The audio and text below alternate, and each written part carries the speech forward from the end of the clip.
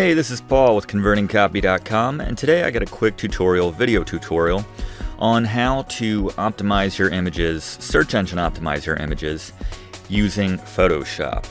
Now, I've talked a lot about site speed, user metrics, things like that in the past, things that Google cares about, because if you have a lot of big bloated images on your site, I mean, it looks cool, obviously, for anyone visiting the site, but what doesn't look cool is that your site takes 2, 3, 4 seconds to load because it's just bloated by all these unnecessarily large and unoptimized, clunky images.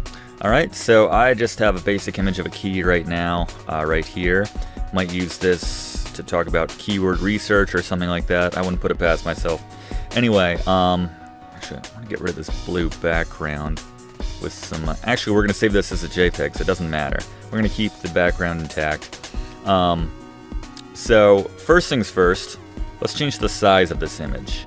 Now we want to constrain the properties so it doesn't get kind of wonky when we change one versus the other, the width versus the height. We want to keep these relatively the same to each other, but it doesn't need to be a 1600 wide pixel image if it's just a key. If we're talking about an infographic, then sure, we want to make sure it's large, and even if people can't see that infographic perfectly on our websites, because it has so much information, they could still click on it, see the full version, they can kind of zoom in on it, things like that.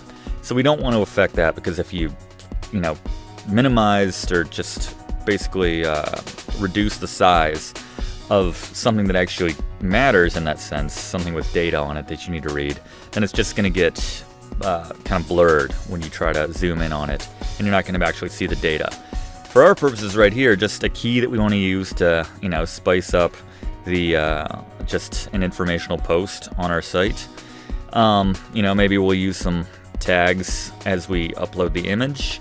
Use whatever our keyword is in part of the title of this image, something like that. But we don't need it to be this big when it's just a basic image like this is the point. So let's drop it down to something where we can slide it in alongside our content.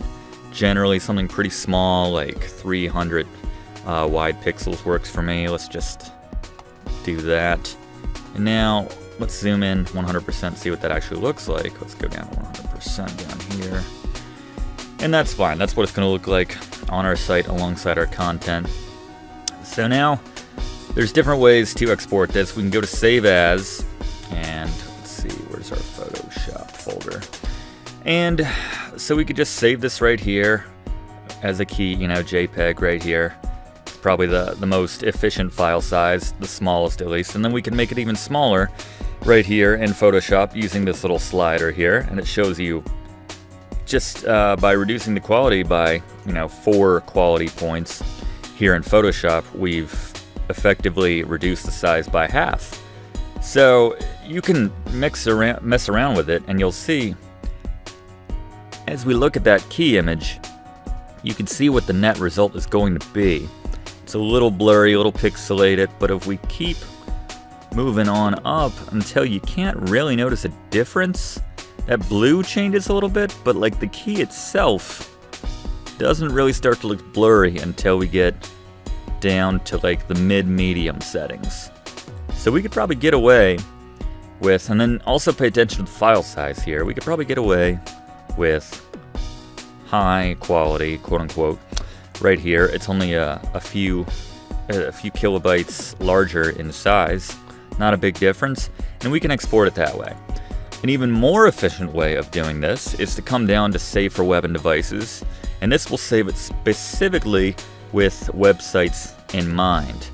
So you can change the quality here just like you could with the last slider.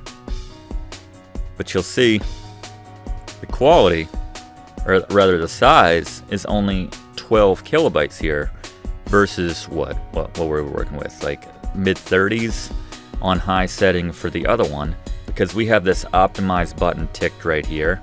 So it knows it's creating this image exclusively, specifically for the web. It's going to be used on a website, part of a video, something like that.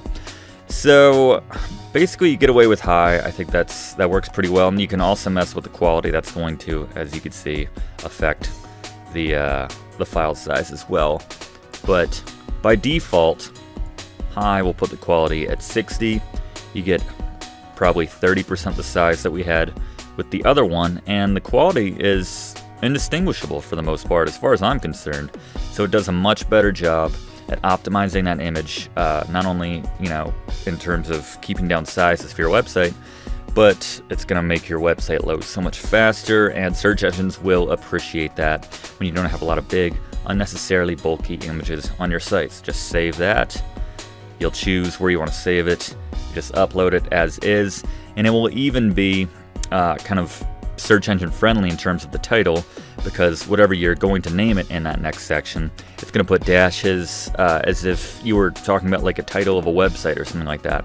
So it's very search engine friendly, this setting, and you can get away, like I said, with a lot more compression without sacrificing the quality of the image. Alright, so thank you very much for watching. Try that next time you're in Photoshop about to export an image, and you'll get a lot more bang for your buck, so to speak. Alright, I'm Paul with ConvertingCopy.com. Thanks for watching, and I'll see you next time.